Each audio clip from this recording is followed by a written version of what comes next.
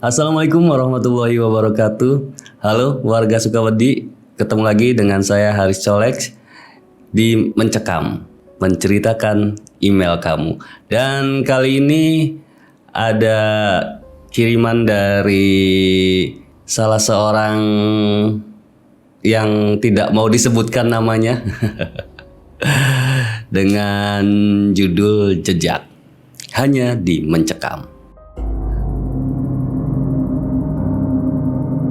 Do you see what I see? Exclusive on Spotify. Download Anchor untuk bikin podcastmu gratis.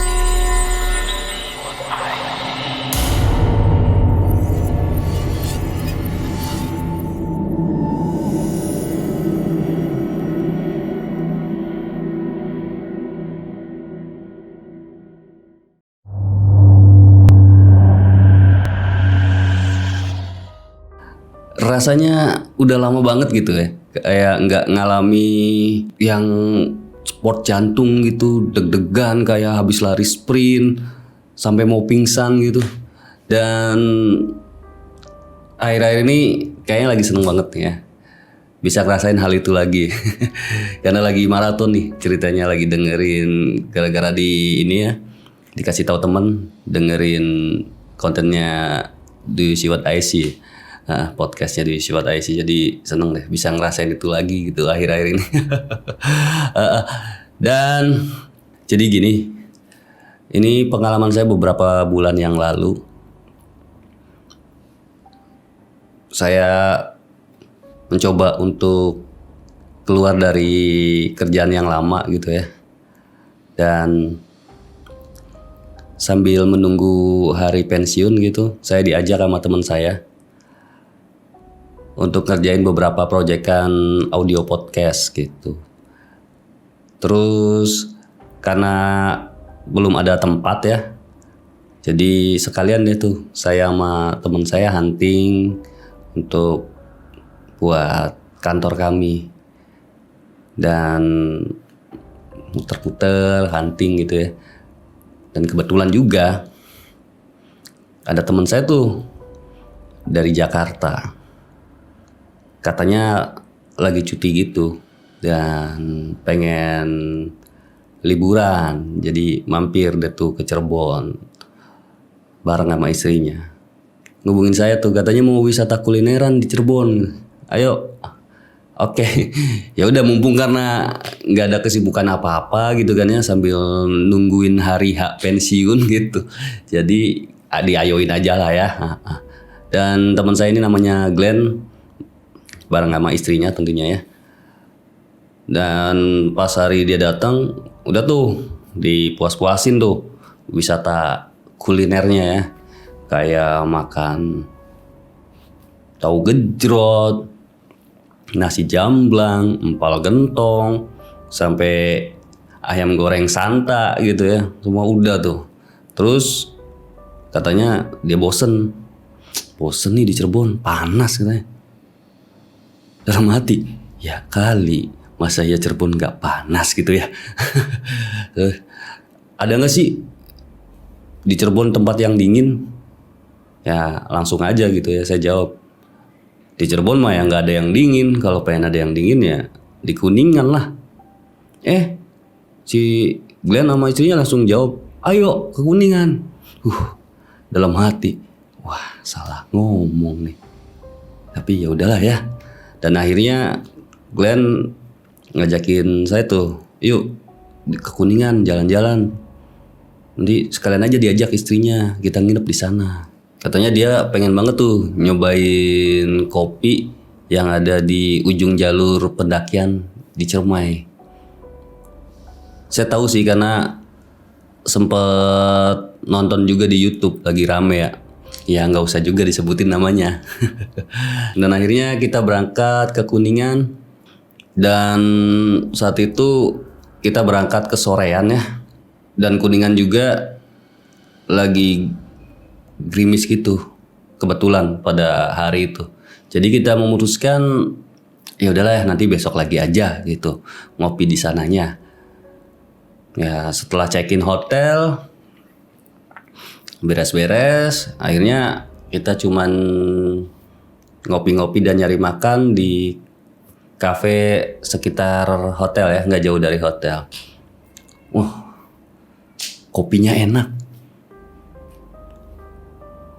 suasananya pas gitu, jadi nggak nyesel deh. Nggak jadi ngopi di jalur pendakian Ciremai itu. Jadi kita memutuskan, yaudah besoknya aja kita berangkat ke sana. Dan paginya kita bangun, terus nyari sarapan gitu. Dan kebetulan saya bareng sama istri. Biasanya kalau ke Kuningan selalu pasti ya, jadi selalu makan hucap, kupat tahu Mairo. Wah, the best sih. Dan setiap kita ke sana pasti nggak ngelewatin deh makan itu. Dan buat teman-teman yang pengen jalan-jalan ke Kuningan atau sekedar liburan ke Kuningan, wajib deh nyobain ini. Dijamin nggak nyesel. Dan setelah sarapan gitu ya, kita balik lagi ke hotel ya, sekedar untuk sholat zuhur dan santai-santai lay-lay gitu ya. Sehabis asar kami berempat berangkat. Sekitar 1 jam sih ya perjalanan, nggak jauh sih, tapi ya emang pelan-pelan gitu karena jalurnya kan terjal gitu, agak berkelak-kelok. Dan apalagi pakai mobil yang lumayan lawas ya, jadi ya agak ngeden gitu. Sepanjang jalur kita dikelilingi tanaman-tanaman yang cukup tinggi, perkebunan, terus perumahan warga. Padahal dalam hati sempat mikir, ini jalanan bakal habis nggak ya? Karena sempat melewati jalanan setapak juga ya, karena jalannya agak lumayan nggak gede gitu. Serem juga sih, ngebayangin ya kalau sendirian ke situ, maghrib ke situ, serem juga sih ya. Karena saya kan belum pernah ke situ gitu. Jadi di pikiran saya seperti itu. Dan akhirnya terlihat juga kafenya, coffee shopnya terlihat, dan wah itu tempatnya. Kita langsung berhenti di pos, bayar di situ dan ditunjukkan tempat parkirnya agak nanjak sedikit ya, ke kanan, ke arah kanan agak nanjak dikit. Dan kita langsung ke tempatnya. Kita duduk-duduk, foto-foto gitu ya, rekam video ya, namanya juga turis ya, ya buat posting-posting di medsos gitu. Dan waitersnya datang, kita pesen-pesen kopi dan makanan. Nah sambil ngobrol-ngobrol di situ, terus saya dikodein tuh sama istri, bayarin, sekali-kali kita yang traktir, masa dibayarin terus, kan nggak enak. Saya ngode, oke. Terus saya nyari tas tuh, dompet saya ditaruh di tas. Ternyata tasnya ketinggalan di mobil. Dan kebetulan ya, pas tadi berangkat, kita tuh berangkat sekitar sehabis sholat asar ya, jam 4-an gitu, sampai sana sebelum maghrib. Dan saat itu udah sekitar jam 7 malam.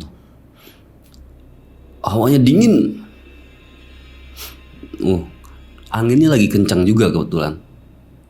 Waduh, dalam hati ya, ini kalau hujan udah deh, kiamat deh.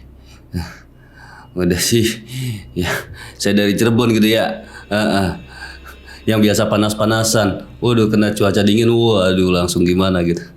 Jadi saya langsung alasan tuh ke Glenn, minjem kunci Glenn, mau ambil tolak angin di mobil. Pas turun ke tempat parkir, hujan deras sekaligus, langsung tuh nggak ada aba-aba ya, lari deh tuh, lari ke mobil, udah langsung basah kucuk baju nih. Di mobil, sampai mobil langsung seneng tuh. Alhamdulillah, anget. Iya, ngambil tas, ngambil baju, untung bawa kaos ganti tuh. Ganti di situ, terus bawa dompetnya, masukin kantong, terus minum tolak angin. Saya chat tuh istri, bilangin ke Glenn, nanti nunggu hujan reda saya balik laginya.